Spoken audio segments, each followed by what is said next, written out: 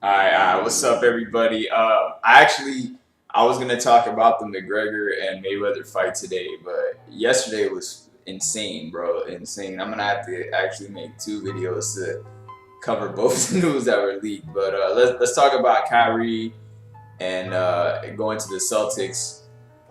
So obviously, you can't really judge a trade until like 3 to 5 years down the line. I mean, they haven't even played a game yet.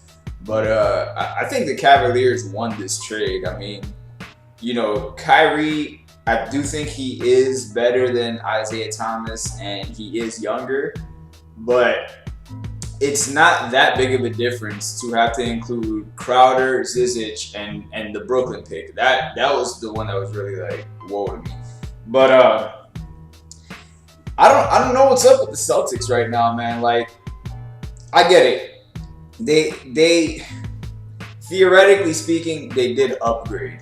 You know, they were able to basically flip what Isaiah Thomas and Bradley for Kyrie and Hayward, which on paper, yeah, it looks better. But I don't know, man. I think they lost a little bit of their edge because it's not. They didn't just lose IT and Bradley. I mean, they also lost Crowder as well, who was their, for lack of a better term, LeBron defender. So they're gonna have to kind of find a way to replace that. I'm not sure if Morris is the answer. I'm not sure if Bully Brown is ready yet. Marcus Smart's a great defender, so it's not like they've completely lost all their defenders, but it's just gonna be a drastically different team from last year, and it could be a great thing.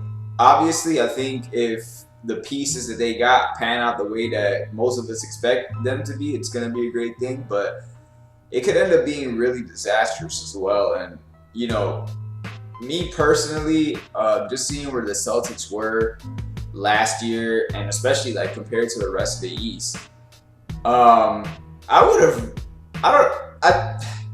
I mean, like I said, I kind of get getting Kyrie, but I would have just rolled it out one more season and see what LeBron does really. Because if LeBron goes out west, who's really gonna? I mean, the Celtics, they're probably still the best team in the East, even if LeBron goes out west now. But you had something proven with the team last year, and you just ran into LeBron. I'm not necessarily sure that signing Gordon Hayward necessarily. I don't think that makes them beat Cleveland.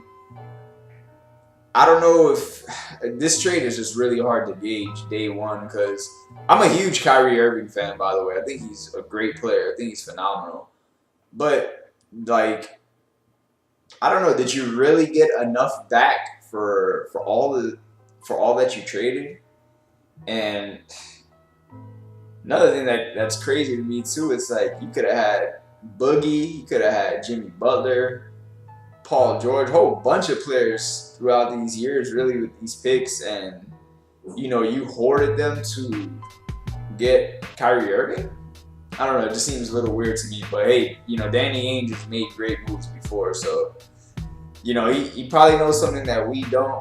I wasn't a particular fan of him trading the #1 pick away, but they ended up getting the guy that they wanted anyway, so I guess it worked out. And then on the Cavaliers side, they still don't have enough to beat Golden State. Let's be real. Even if they flip this #1 pick like they're saying for either Melo or D Wade, I think it'd be a huge mistake. #1.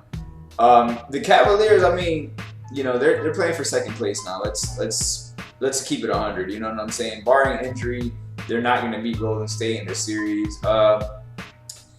They added a bit more firepower. Got a little bit of defense. I just don't think they have enough. I think if you thought Kyrie was a liability on defense, man, especially against Curry, oh man. I mean, IT does well against the Warriors, historically speaking, but yeah, man, I don't know if like defensively he's necessarily.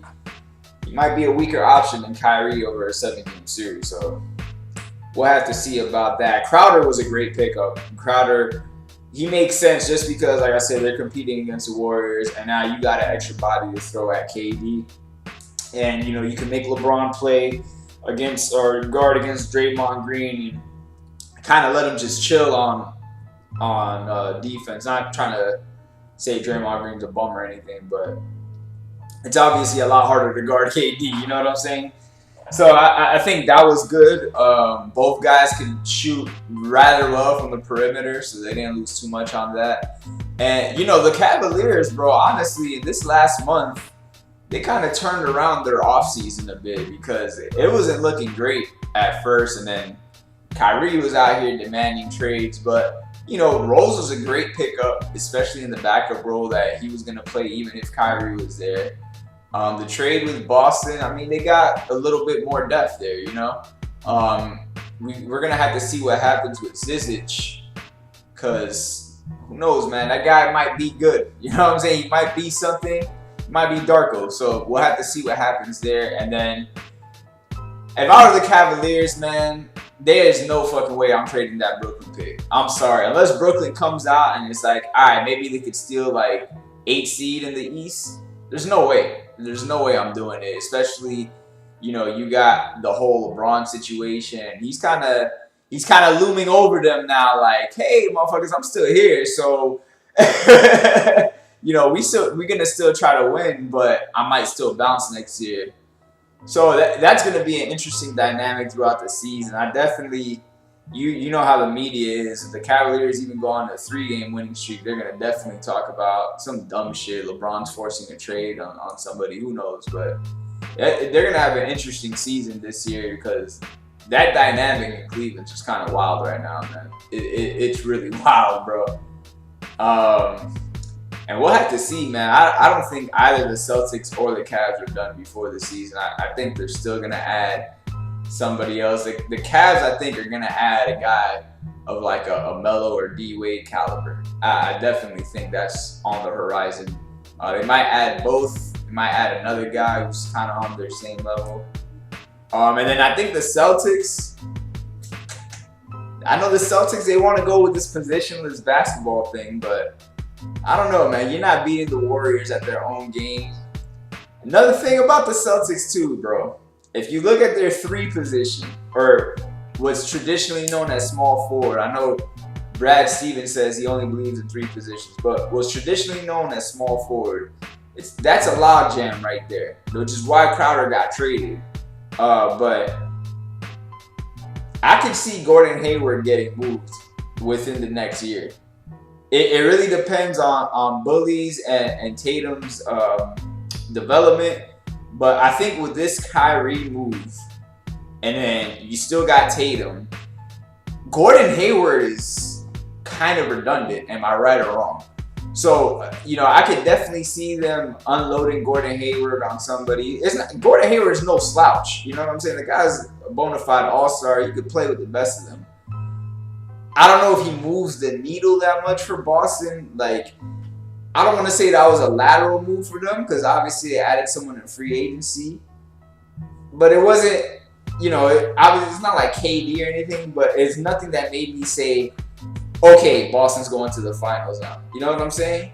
And I think we're going to have to see how this chemistry plays out for this team. I definitely think they're going to have some struggles going down the road.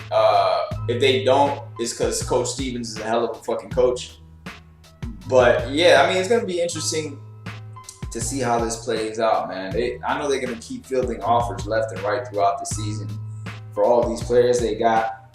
And, you know, they're in a position, like I said earlier, they're really in a position to, like, run the East for some time. You know, a lot of, you know, Philly's kind of, like, got that potential to be that team. There's a couple other teams in the East that may be, you know, they make the right moves and certain picks pan out. But the difference between all those teams in the East and Boston is right there.